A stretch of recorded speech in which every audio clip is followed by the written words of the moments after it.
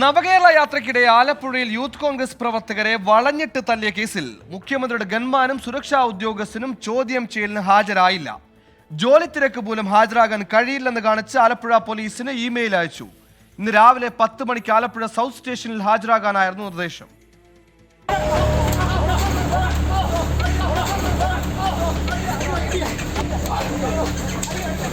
കേസെടുത്ത് 1.5 മാസം കഴിഞ്ഞിട്ടും ഹാജരാകാത്തതിനെ തുടർന്നാണ് പോലീസ് നേരിട്ടെത്തി ഗൺമാൻ അനിൽകുമാറിനും സുരക്ഷാ ഉദ്യോഗസ്ഥൻ എസ് സന്ദീപിനും നോട്ടീസ് നൽകിയത്.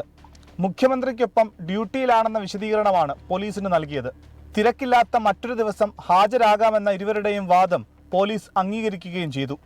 ഗൺമാൻ അനിൽകുമാർ ഇന്ന് രാവിലെ മുഖ്യമന്ത്രിക്കൊപ്പം നിയമസഭയിൽ എത്തിയിട്ടുണ്ട്.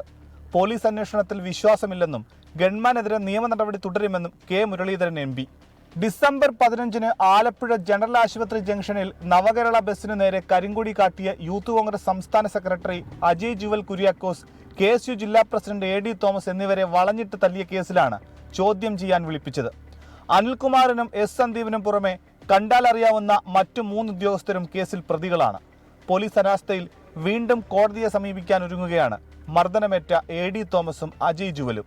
24 ആലപ്പുഴ.